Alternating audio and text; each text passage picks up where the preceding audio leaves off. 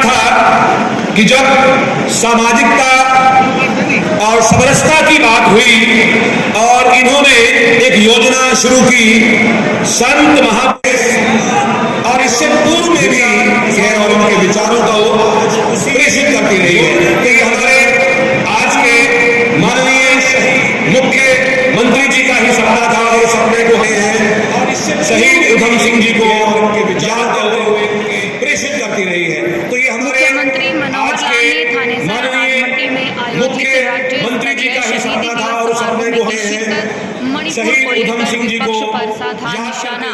मुख्यमंत्री मनोहर लाल शहीद उधम सिंह जी के 83वें शहीदी दिवस पर राज्य स्तरीय समारोह में थानेसर की अनाज मंडी में मुख्य अतिथि के रूप में पहुंचे।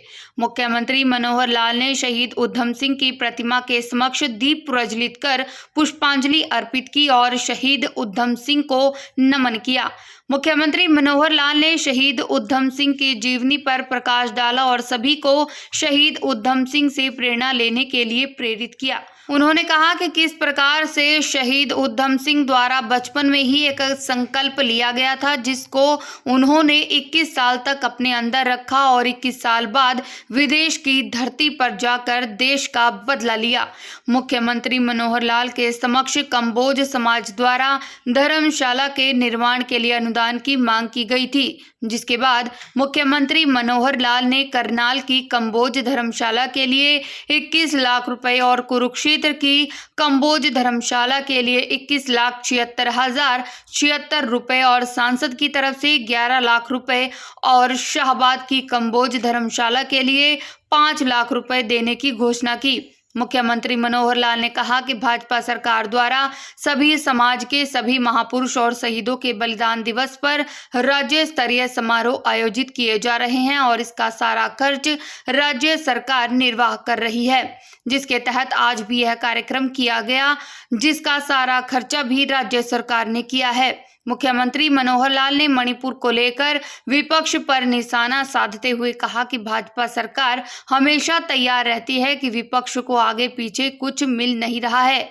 आज तक विपक्ष अपना संगठन तो तैयार कर नहीं पाई, लेकिन भाजपा सरकार के नीचे से लेकर ऊपर तक पूरा संगठन खड़ा है और हमेशा तैयार है।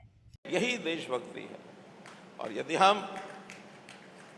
यदि हम ऐसा करेंगे तो निश्चित रूप से हम ऐसे सब महान क्रांतिकारियों को जो बलिदान हुए उनको सच्ची श्रद्धांजलि यही होगी।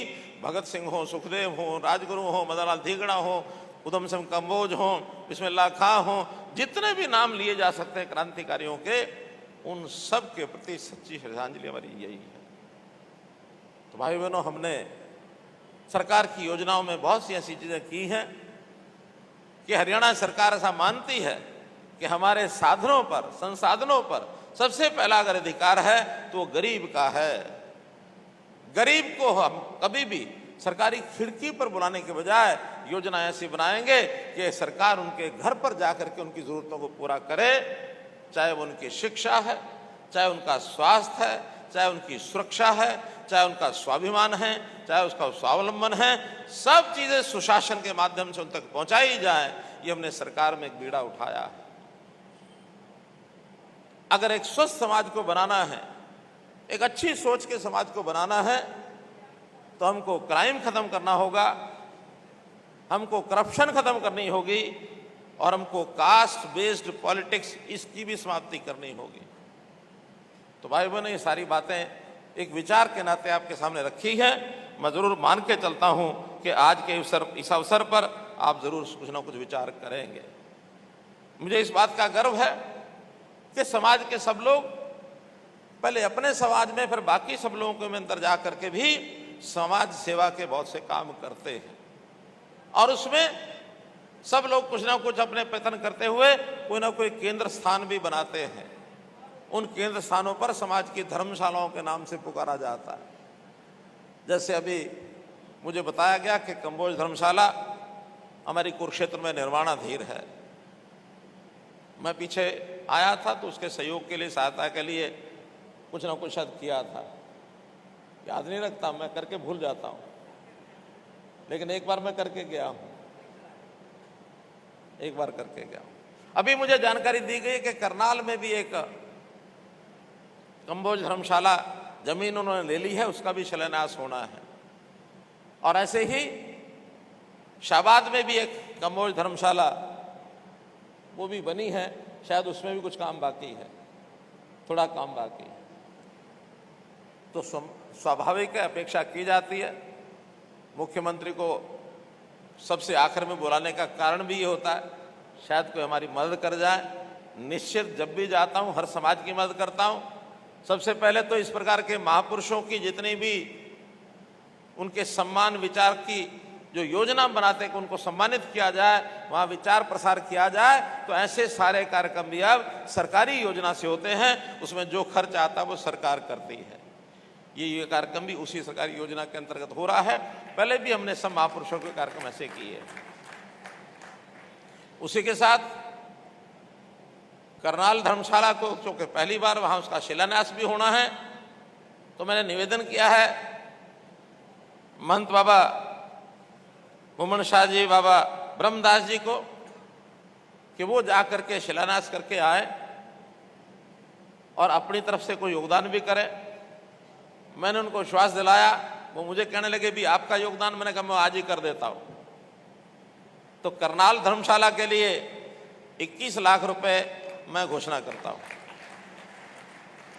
इसी प्रकार कुरुक्षेत्र धर्मशाला चूंकि इसका काम अधूरा है, इस काम में योगदान पहले तुम्हारे मेंबर पार्लियामेंट ने कहा कि मैं भी कुछ योगदान उसमें करना चाहता हूं, तो मेंबर पार्लियामेंट नायब सिंह सैनी जी की तरफ से 11 लाख रुपए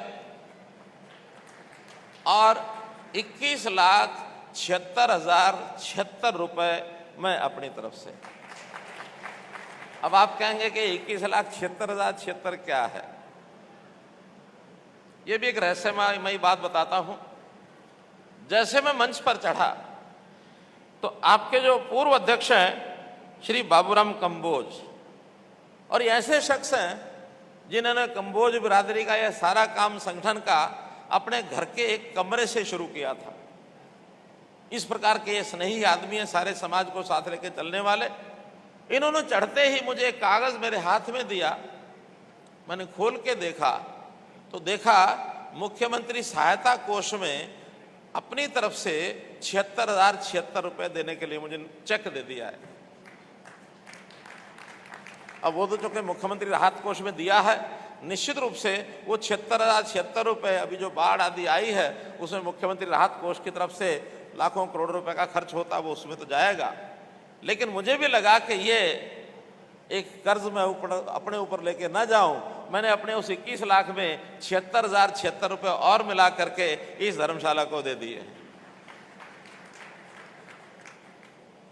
इसी प्रकार जो हमारी शाहबाद की धर्मशाला बन चुकी है, थोड़ा सा काम बेदी जी बता रहे हैं थोड़ा बाकी है, रामकरण जी भी हमारे जानते होंगे, 5 लाख रुपया उसके लिए भी मैं अपनी ओर से अनुदान की घोषणा करता हूं। और देखिए काम आप आगे बढ़ाइए, समाज के लोग भी आगे बढ़ें, वो भी इकट्ठा करें। जो हमारे जिम्मे लगाते रहेंगे हम भी लगातार करते रहेंगे, कमी नहीं आने देंगे। बहुत बहुत धन्यवाद।